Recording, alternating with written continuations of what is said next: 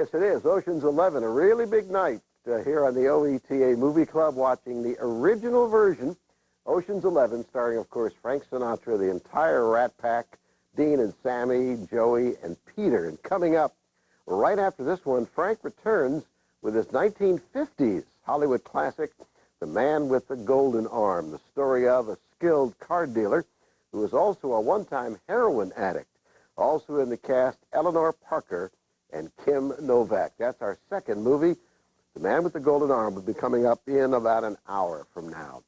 Have you ever wondered where this story came from? Well, it too is kind of a real Hollywood classic. Writer Jack Golden Russell, a gas station attendant in Las Vegas, handed the script to Frank Sinatra as he was filling his car at a gas station. And the rest is history.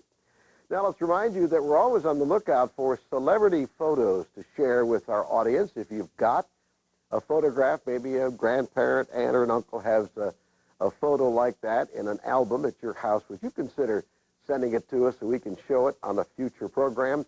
Here's how you do it. Here's the address, P.O. Box 14190, Oklahoma City, and the zip is 73113. Of course, we send the photo back, and the most important thing is we get a letter out to you to let you know exactly what night we're going to have that, so you can alert your friends, your neighbors, and maybe the local newspaper where you live. We'll put your photo on the air, and we just have a lot of fun doing that. Okay, now let's have more fun as we return to Las Vegas and Ocean's 11.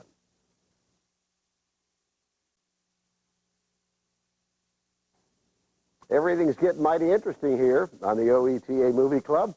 I'm DJ Wexler, and we sure hope you're enjoying the original version of Ocean's 11, starring Frank Sinatra and the entire Rat Pack, of course, Dean Martin, Sammy Davis Jr., Joey Bishop, and Peter Lawford. All of that with some great cameos by Shirley MacLaine and Red Skelton.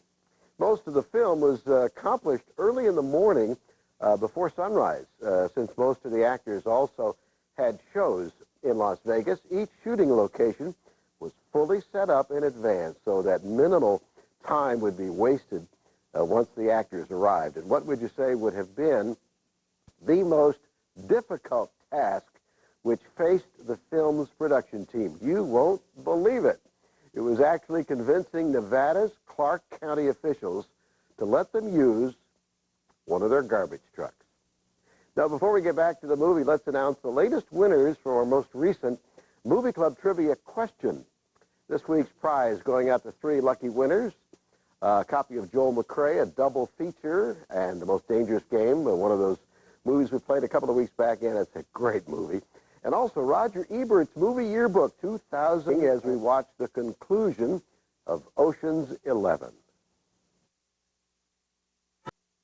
There's that ending, Ocean's 11, the original version of Ocean's 11, also starring Angie Dickinson, Richard Conte, Buddy Lester, Cesar Romero, and George Raft. All of that plus a couple of tunes by Sammy and Dean. And speaking of Sammy Davis, when Peter Lawford, Dean, and Frank trying to disguise themselves, you know, by blackening their faces in the garbage truck, Sammy Davis says, "I knew this color would come in handy someday."